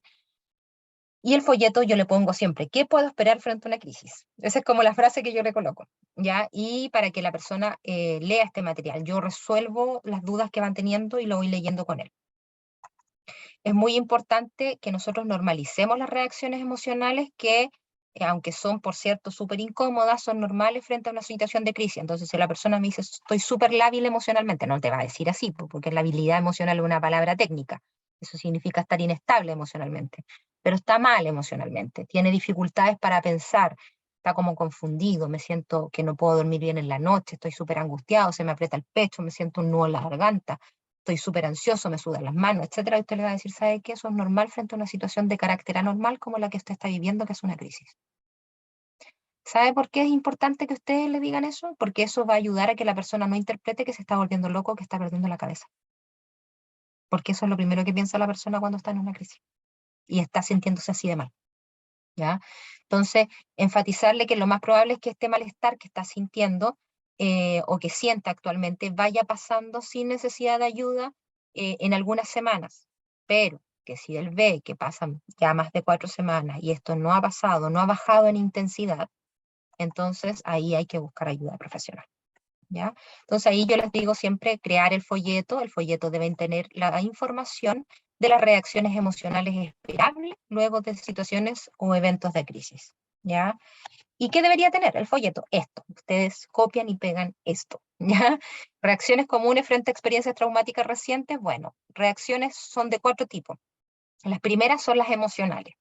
Emocionalmente es normal que si yo estoy viviendo una crisis, sienta que estoy en un estado de shock, que tengo terror, que estoy irritable, que me sienta culpable, sienta culpa hacia mí mismo o hacia los otros, que sienta rabia, que sienta dolor o tristeza, que esté embotado o aplanado emocionalmente, es decir, con cara de póker. O sea, la situación que estoy viviendo es atroz y yo estoy con la misma cara. De nada. ¿Ya? Que sienta impotencia, que sienta que estoy perdiendo el disfrute, ¿ya? Como esta sensación de placer que tenía por las cosas ya no la siento, que tenga dificultad para sentir alegría, dificultad para experimentar sentimientos de amor y cariño por otros. Esas reacciones emocionales son comunes y normales frente a una situación de crisis que está viviendo la persona, ¿ya?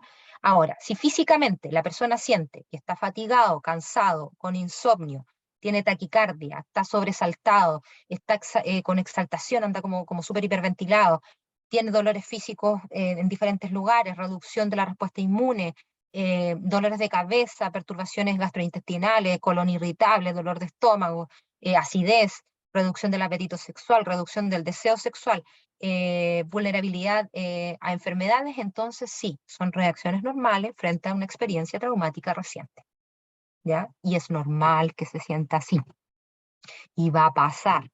Ahora, si usted considera que en la intensidad y en la agudeza ya han pasado más de 4 semanas y estas reacciones físicas no han pasado, entonces hay que buscar un especialista. Reacción cognitiva, tercer tipo de reacción. Recuerden que la primera eran las emocionales, la segunda las físicas, las terceras son las cognitivas.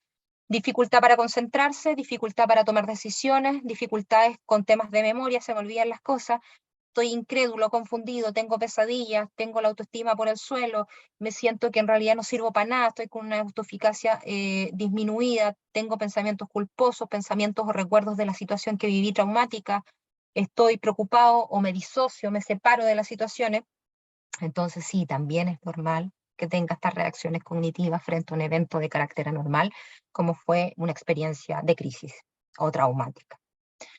Y por último, las reacciones interpersonales, incremento en los conflictos interpersonales con las personas con las que yo vivo, con mi familia, con mis compañeros de trabajo, sentirme más retraído emocionalmente, reducción en las relaciones íntimas, dificultades en el desempeño laboral o escolar, reducción en la satisfacción, desconfianza, sentir que externalizo la culpa, que externalizo la vulnerabilidad, que tengo sensación de abandono o rechazo, o que me siento o sobreprotejo a alguien. Entonces todo eso también es normal frente a una situación de crisis. Y eso también es importante mencionárselo a la persona. ¿Ya? Frases que sirven para orientar en este módulo de psicoeducación. Todas esas sensaciones que usted está experimentando son muy comunes después de una experiencia así. La mayoría de las personas que han vivido una situación tan estresante las presentan por días e incluso semanas, pero luego se van yendo y no significa que usted esté perdiendo la cabeza o que sea débil. Con eso ustedes quedan así súper bien con esa frase, ¿ya? Preocuparse de usted y pasar tiempo de relajo con su familia puede ser muy útil durante estos días difíciles. También sirve. Afortunadamente los seres humanos solemos salir adelante de este tipo de situaciones, por más duras que parezcan, por lo que tengo la confianza de que usted podrá superar todo esto.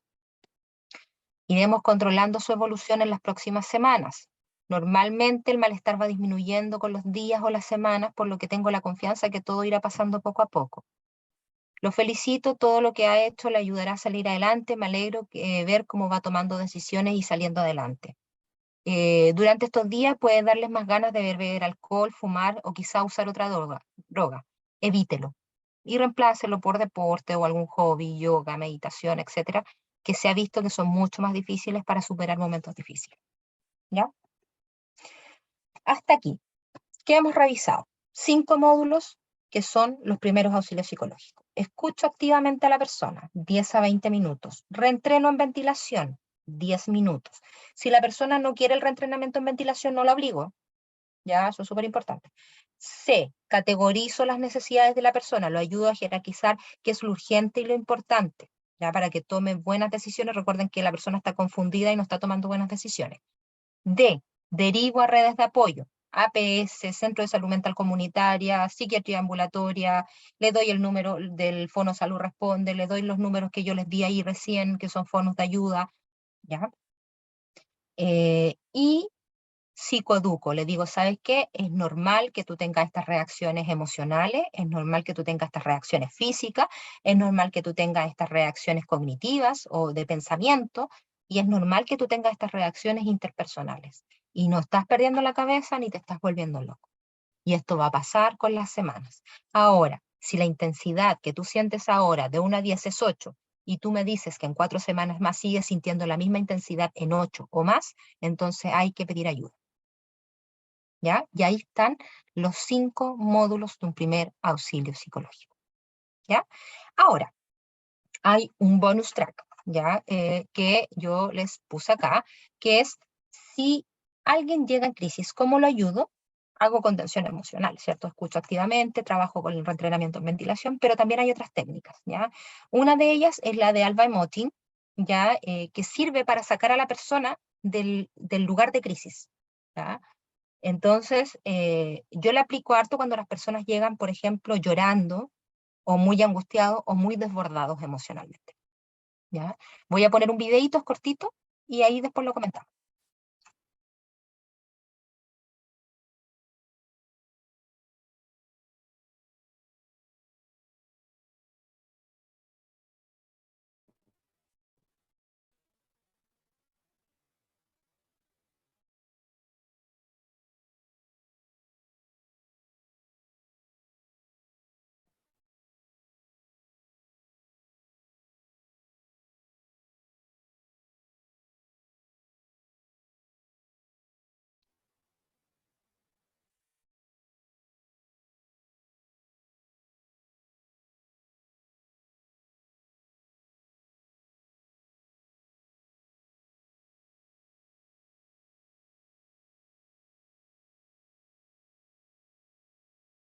Profe, Dígame no sé si soy yo o, pero no tiene audio el video, ¿está bien así? si tiene audio. ¿Los demás escuchan? No, profe. Ah, pero ¿por qué no me No, dicen? profe. Mala onda. ¿Ya se escucha? Espera, contracción ¿ahí y se en escucha? expansión. Sí, ahí sí. Los ojos siempre Voy a ponerlo atrás, ¿o sí? Pues. abiertos para Es que realizar el ejercicio. pucha, chiquillos, perdón. Yo estaba escuchando perfecto, sí. Ya, espérenme, lo compartimos de nuevo. Ahí, vamos a poner acá. Acá. Ahora sí. Ya, me confirman que se escucha. Para comenzar, primero debemos estar de pie y tener la columna Sí, erguida. profe, ahí se Vamos escucha. a colocar los pies paralelos alineados con el borde externo a la cadera. Posiciono el talón con la punta del otro pie formando un ángulo de 90 grados y doy un giro apoyando sobre la punta de mi pie para llegar a lo más cercano posible al paralelo de mis caderas. ¿Puedo chequear esto? Luego busco un peso repartido de mi cuerpo, balanceando hacia mis laterales, luego hacia adelante, hacia atrás. Y voy percibiendo el equilibrio de mi peso. Luego coloco una mano en mi pelvis y la otra en mi zona lumbar para poder darle un centro a mis caderas. Flexiono mis rodillas como si me sentara en una banqueta y doy 3 giros de hombro hacia atrás, dejándolos caer y que queden de una manera centrada y relajados, que no queden ni en contracción ni en expansión. Los ojos siempre abiertos para realizar el ejercicio.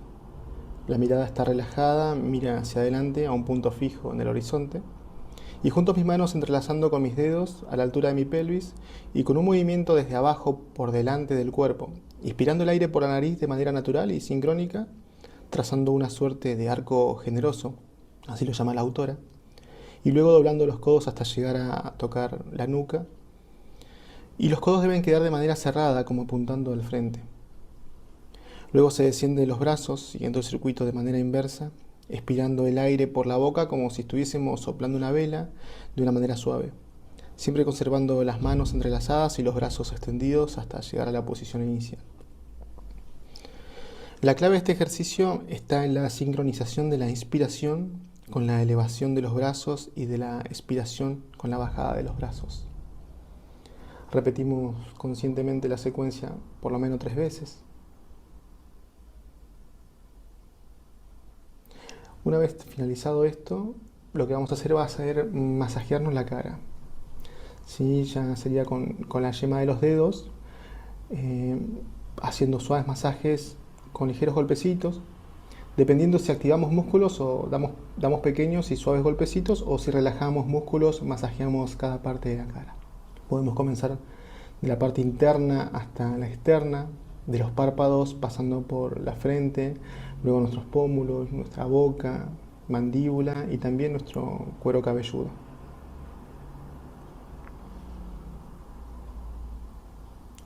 Finalmente, cambiamos de postura sacudiendo nuestro cuerpo, las piernas y la cabeza, como así también podemos hacer vibrar nuestros labios.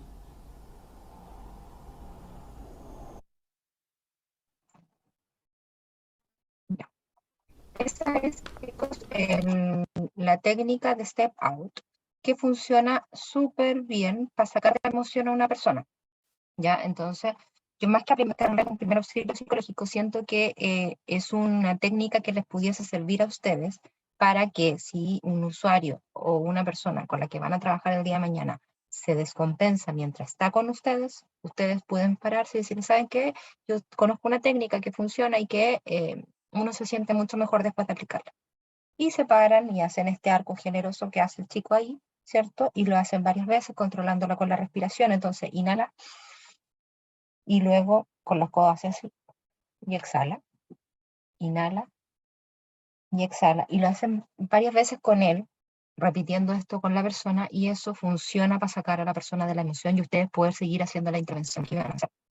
¿Ya? Porque si la persona está muy desbordada emocionalmente, ustedes no van a poder seguir trabajando.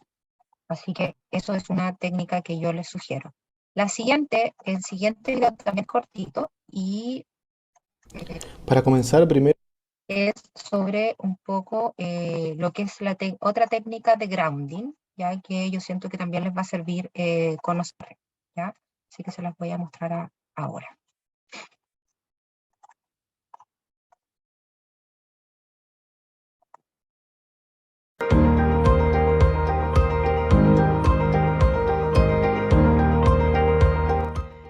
momentos de poca certeza e inseguridad, nuestro organismo puede reaccionar con intranquilidad, tensión o preocupación por el futuro. Esta respuesta es completamente normal y funcional a este tipo de situaciones, pero cuando aumentan en intensidad o se extienden mucho en el tiempo, pueden resultar dañinas. Hoy quiero mostrarte dos técnicas que nos ayudarán a disminuir estas reacciones y que serán de gran ayuda para potenciar nuestro bienestar. La respiración diafragmática consiste en cambiar el patrón de respiración centrada en la parte alta del tórax, que es muy propio del estrés, hacia el abdomen, lo que produce un efecto de relajación. En una posición cómoda y estable, que puede ser sentada o acostada en la cama, pon tus manos sobre el abdomen. Al inhalar, empuja tus manos hacia afuera con el abdomen y al exhalar, permite que tu abdomen vuelva a su posición normal.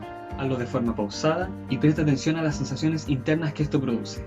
Puedes practicar realizando la inhalación por 3 segundos, sosteniendo en 1 y exhalando en 5. Luego de realizarlo un par de veces, vuelve a tu ritmo normal. Practicando la respiración diafragmática con regularidad, lograrás que se dé con mucha más naturalidad y sin forzarla. El método 5-4-3-2-1 es una técnica de grounding que nos ayudará a centrarnos en el momento presente y a darle un descanso a nuestro cuerpo. Primero centra tu atención en tu respiración y en tu cuerpo. Luego, concentrándote en tus 5 sentidos y en el entorno que te rodea, intenta identificar 5 cosas que puedas observar, 4 cosas que puedas sentir, 3 cosas que puedas escuchar, 2 cosas que puedas oler y 1 cosa que puedas saborear. Con esto lograrás reconectarte contigo misma y ponerle pausa por un momento a este gran flujo de pensamientos e ideas que nos acompañan durante todo el día. Incorporando estas técnicas en tu rutina, lograrás un estado de mayor calma y bienestar, porque tu salud mental importa. Ya chicas, esas son algunas técnicas que les pueden servir, digamos, para trabajar ustedes el día de mañana en diferentes contextos, ¿ya? Y para ir dando una salida, me gustaría revisar un pequeño caso, porque finalmente Pablo me dijo, pucha, sería interesante si pudiésemos aplicarlo un poco a lo que nos pasa a nosotros como normalmente en la vida como TO, digamos. Y me pasó algunos casos que yo creo que van a servir, digamos, para poder entenderlo mejor. Isidora, ¿estáis por ahí? Estoy hablando con Isidora, que es una licenciada en psicología que me está acompañando hoy día. ¿Estás por ahí, Isi? Aquí estoy. Hola. Ya, súper. Con la Isi vamos a hacer un juego de rol, ya donde yo voy a ser la terapeuta. Es como si ustedes hicieran, digamos, el primer auxilio psicológico, y la Isidora va a ser, digamos, la usuaria que viene a buscar, ¿cierto?, ayuda.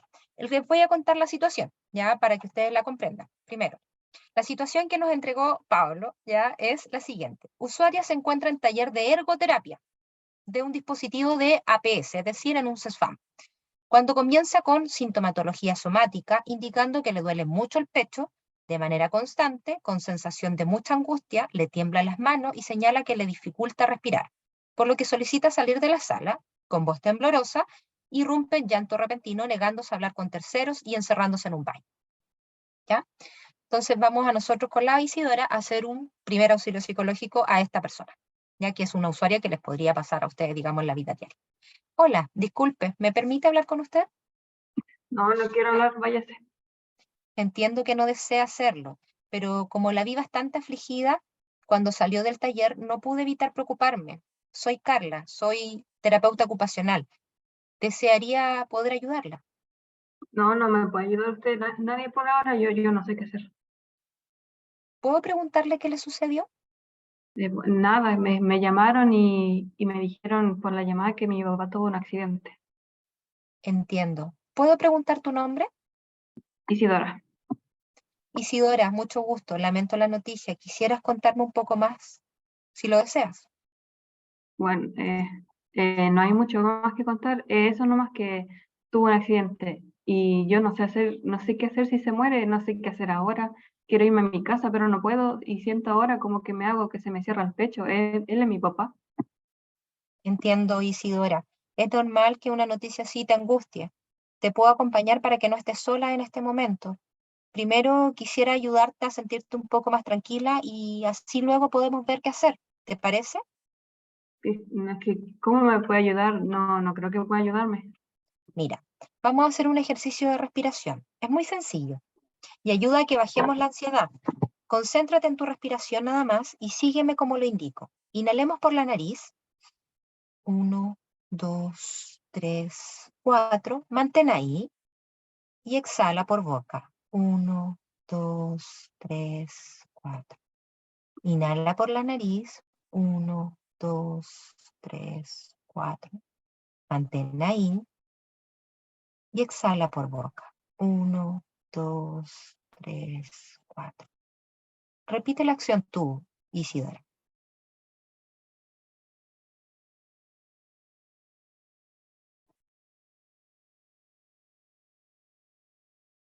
Bien, ¿cómo te sientes ahora? Bien, siento que me vuelve un poco el aire al cuerpo. Es lo que pasa cuando hacemos ejercicios de respiración. Puedes repetirlo si te vuelves a sentir así un poquito ansioso o angustiado.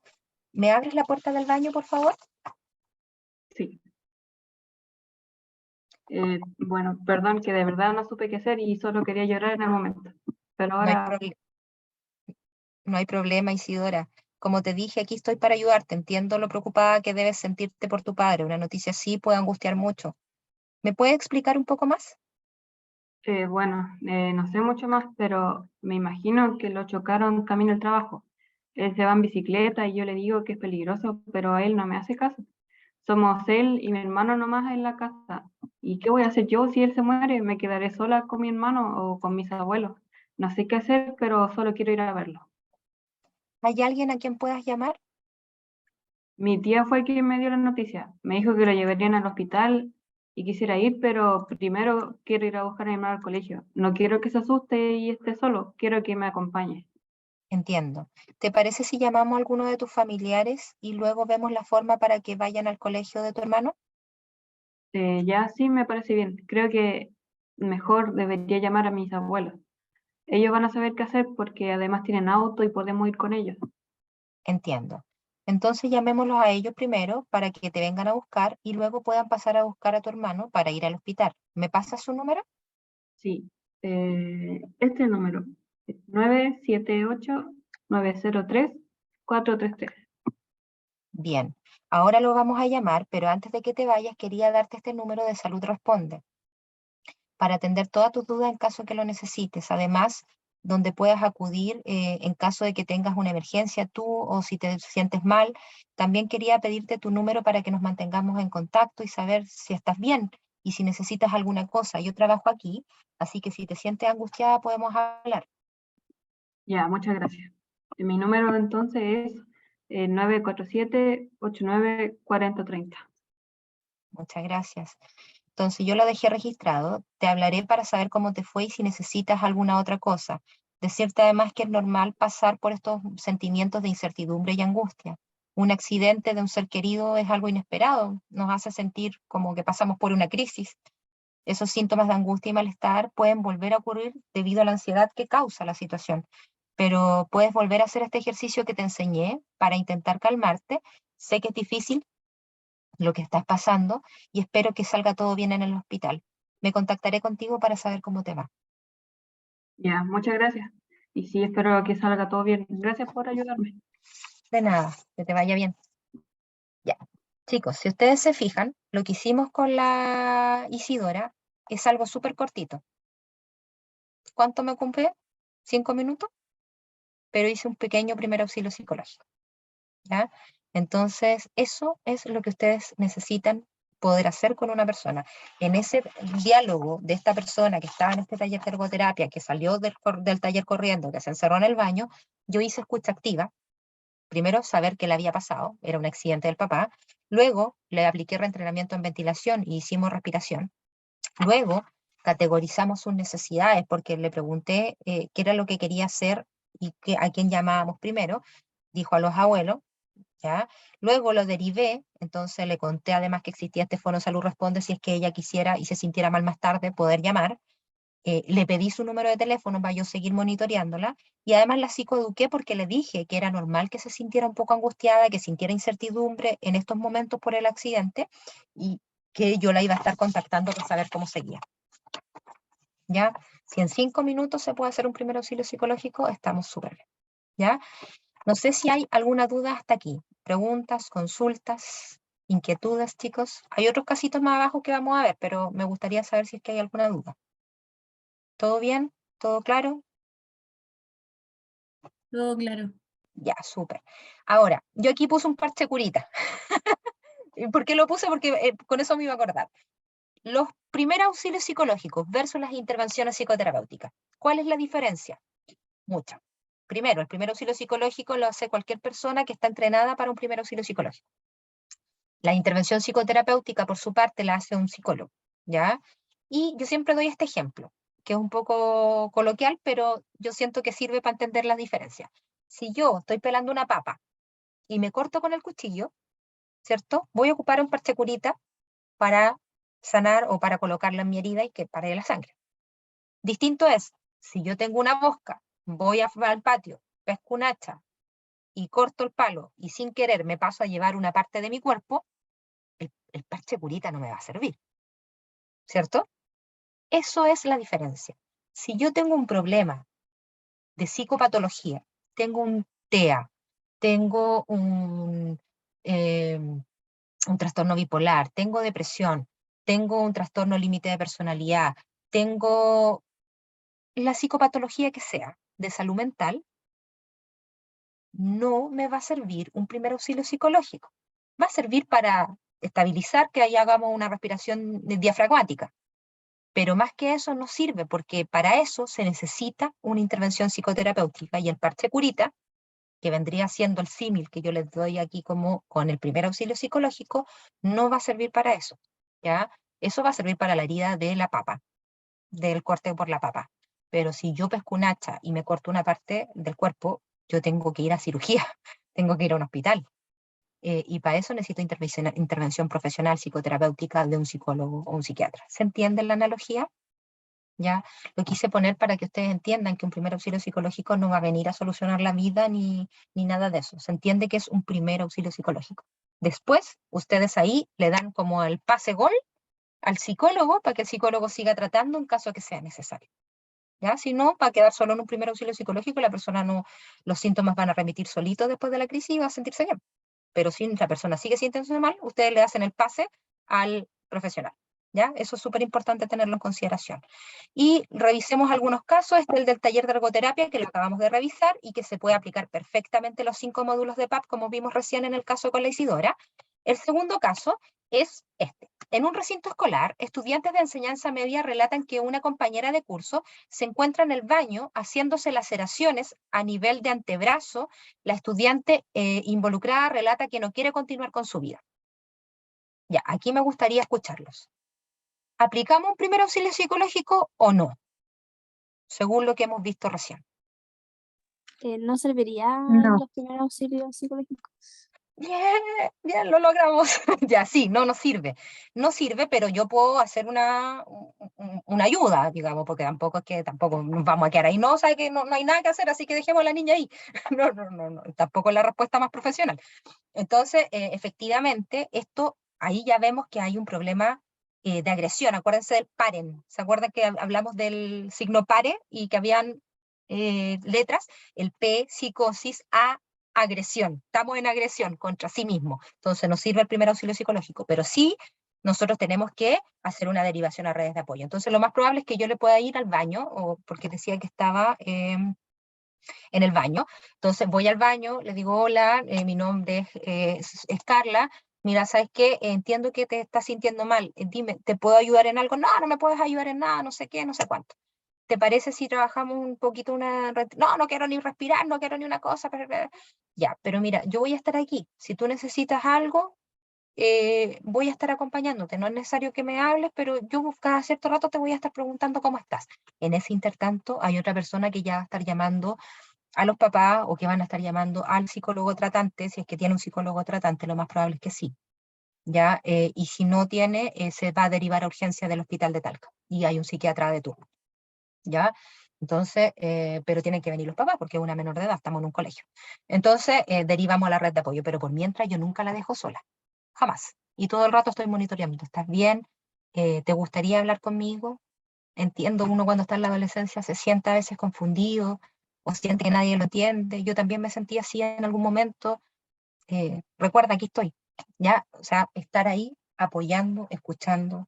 Es normal sentirse así cuando uno está en situaciones de crisis, psicoeducando, ¿ya? Pero ahí ese ojo con este caso yo le puse porque obviamente cuando existe agresión contra sí mismo, contra un tercero, se deriva a la red de apoyo, es decir, a un psicólogo tratante, ¿ya? Tercer caso. Yo tengo una consulta. Dale, Carla. ¿Qué pasa si en este caso las redes de apoyo se demoran mucho? Nosotros seguimos como con la escucha activa y decirle que estamos ahí con ella.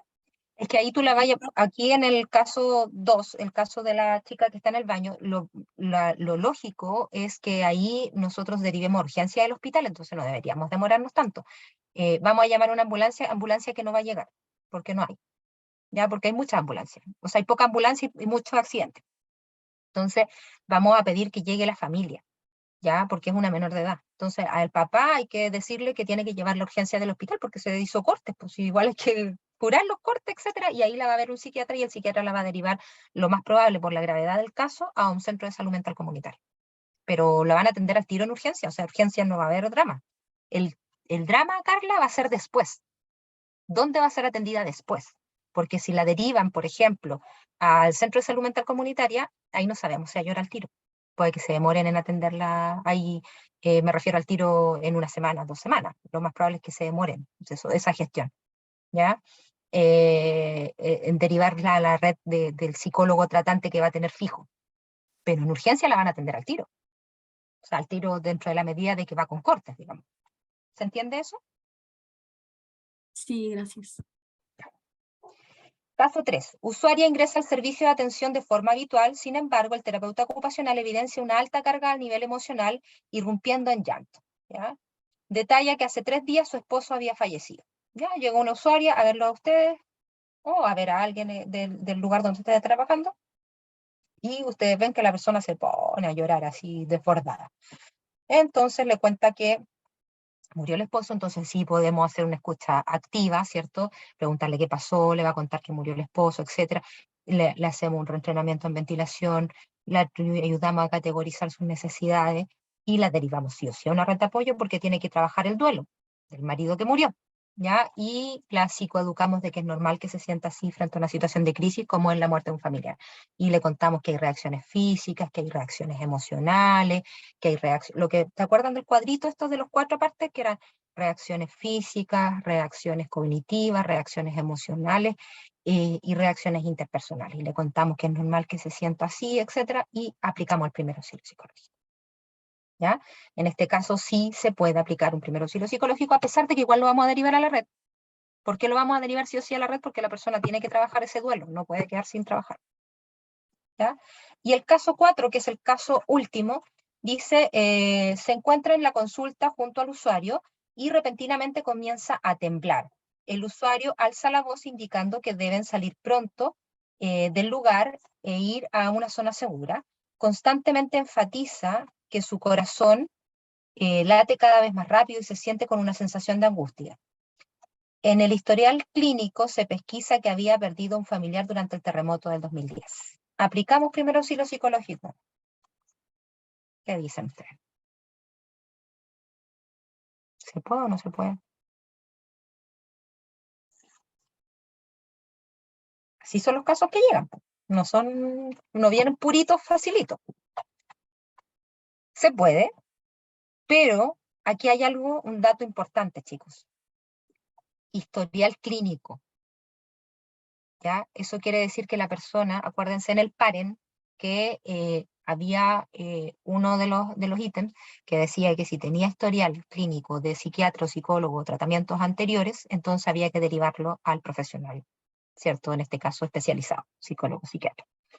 Ya, por lo tanto, sí, igual lo vamos a ayudar, como vemos que está angustiado, que no se siente bien, vamos a trabajar un reentrenamiento en ventilación, vamos a escuchar activamente, lo más probable es que te cuente que falleció un familiar, etcétera, y lo vamos a derivar a las redes de apoyo y le vamos a decir que es normal que se sienta así, porque las personas que han experimentado situaciones traumáticas, al momento que se viven situaciones similares, se reactivan los síntomas y entonces es normal que esto se sienta así, Y por eso yo le voy a sugerir que practique esta respiración o esta técnica de grounding 2 a 3 veces al día para que se sienta mejor y que vuelva a su psicólogo tratante para que pueda trabajar la situación en específico. ¿Ya? Y ahí también hicimos un primer auxilio psicológico. Eso es lo que hemos llevado hasta ahora. Entonces, ¿hay alguna pregunta, alguna consulta, alguna inquietud? ¿No quedó claro? ¿Quedó todo claro? Me gustaría escucharlos. Profe, hola. Dígame. Yo ¿Qué tenía una consulta, bueno, fue hace un ratito en el primer caso que hizo, pero me quise aguantar hasta el final. Ya, En dale. un momento, Isidora, ¿Sí? le da el número de teléfono, me parece que de los abuelos, ¿Sí? y usted menciona, vamos a llamar, ¿se refiere a ambas Le juntas? paso no, pues le paso el teléfono y ella llama. Ah, perfecto, ya esa era mi Sí, duda. la idea es que nosotros no hagamos las cosas por ella, a menos Claro, que todavía no esté compensada, pero la idea es que si nosotros habíamos hecho reentrenamiento en ventilación, la persona ya había bajado los niveles de ansiedad, ya estaba un poquito más estable y por lo tanto sí puede llamar. Entonces ya, hay que pasarle el teléfono, o sea, nosotros le prestamos el medio, pero quien claro, soluciona el problema y el recurso y lo activa es ella. claro. Ya, vale, gracias. Si ustedes se fijan, en el caso de la Isidora, eh, yo no conté los minutos, pero después la grabación podemos revisarlo. 3 minutos, 5 minutos,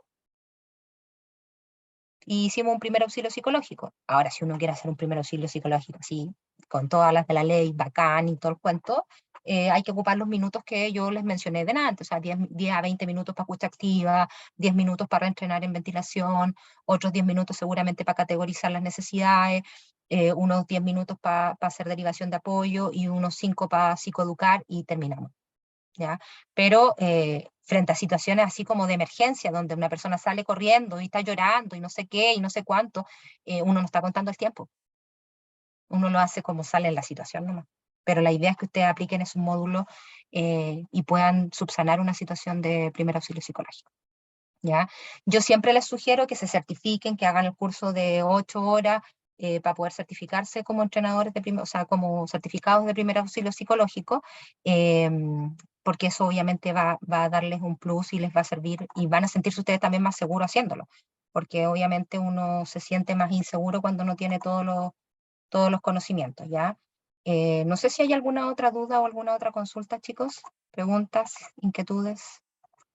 No sé si podría volver a repetir los conceptos de las siglas PAREN, creo que... Ah, ya, sí, por supuesto. En todo caso, recuerden que el video va a quedar para ustedes ahí disponible para que puedan revisar después y todo. Eh, y yo le puedo decir a Pablo que si quiere le puedo mandar la PPT para que la tenga. Yo creo que eso le serviría harto también, ¿ya? Porque la PPT yo le había puesto, bueno, esta PPT es del curso, entonces tiene más información, pero yo creo que les va a servir tenerla para leerla, sobre todo estas frases de lo que se hace, lo que no se hace. Ya, aquí está el paren. La psicosis ya es la P, ya cuando la persona tiene pérdida de juicio de realidad, no hay primer auxilio psicológico. Cuando está la A de agresividad contra sí mismo, contra un tercero, que era el caso de la chica que se estaba cortando en el baño, por ejemplo, tampoco se hace primer auxilio psicológico. Cuando hay rigidez o catatonia o estupor, personas que tienen rigidez muscular, son indicaciones de otras enfermedades, entonces tampoco hacemos primer auxilio psicológico. Cuando hay experiencias previas con psiquiatra o historial clínico psicológico anterior, tampoco, porque ahí tiene que volver a su psicólogo o psiquiatra tratante. Y cuando los síntomas no han pasado de 2 a 4 semanas, entonces también se deja de hacer un primer auxilio psicológico. Profe, ¿la certificación es gratis? No, se hace un curso. Y los cursos, yo no les mentiría, no sé los precios que están, pero no sé, tú 40 lucas, 50 lucas, 40 lucas, por ahí. Vale, el curso son 8 horas y ahí te entregan un certificado que es digital, que finalmente te sirve para tu currículum y ustedes están certificados en un primer auxilio psicológico. Eso es como un poco lo que yo les sugiero a todos, digamos, porque les sirve para la vida y para la carrera, digamos, para todo. Entonces, es lo que yo les sugiero. Pero esto igual les deja una pincelada de ya conocer que existen estos 5 módulos, de que existen casos que se aplican y en otros que no. Y cuando existen estos casos, como el caso, por ejemplo, de la chica que se estaba cortando los brazos, que no corresponde aplicar un primer auxilio psicológico, yo acompaño a la persona, no la dejo sola. Ya, o sea, si me tocó a mí el caso, porque pongamos que no hay un psicólogo ahí, que estaban solo ustedes, entonces ustedes acompañan, po. Acompañan, escuchan, la psicoeducan de que es normal sentirse mal frente a situaciones complejas de la vida, etcétera. ¿Ya? No la dejan sola, por mientras hay otra persona, me imagino que está llamando a los papás de la niñita para saber cómo podemos ayudarla. Y lo que yo les decía, y ahí después se lleva a urgencias del hospital para que la atiendan de inmediato, y después se verá y los papás se harán cargo si es que la atienden en la salud pública o en la salud privada, dependiendo del prestador que tengan ellos a nivel personal. ¿Ya? No sé si hay alguna otra duda, consulta, inquietud, chicos, preguntas. Siéntanse libres de preguntar, la idea es esa, que pregunten. ¿No hay más dudas, preguntas, inquietudes? ¿No? Parece que no. Ya, y para terminar, chicos, ir cerrando, no olvidar siempre, es súper importante, no olvidar, pucha, se me fue la PPT, que los primeros auxilios psicológicos son una forma compasiva de ayudar a quienes están en una situación de crisis, y es una manera de acercarnos y darle ayuda y apoyo o entregar una mano de ayuda cuando uno se encuentra en momentos complejos. Yo siempre digo, el primer auxilio psicológico entrega claridad en momentos de confusión. Entonces, es súper importante saber hacer un primer auxilio psicológico. No olvidemos que cuando estamos haciendo un primer auxilio psicológico, escuchemos activamente, ¿ya? Sintonicemos afectivamente con la persona, ¿ya? Vamos a reentrenar, ¿cierto?, la respiración, vamos a categorizar sus necesidades, vamos a psicoeducar, ¿cierto?, vamos a derivar a la red. Son esos los 5 módulos que tenemos que hacer en un primer auxilio psicológico. Así que eso, chicos, un gusto haber estado con ustedes hoy día en la tarde. Espero que les haya servido a todos y a todas, y este video queda disponible para que después lo puedan revisar las veces que sean necesarias, y los invito a certificarse también en caso de que les gustara. Así que muchas gracias, Carla, por su feedback. Que tengan una linda semana todos, buena onda, y que les vaya muy, muy bien en el semestre. Cariños a todos, cuídense. Chao, chao. Muchas gracias, profe, que esté bien, chao. Muchas Chao, gracias. chao. Gracias a todos. Chao, chao.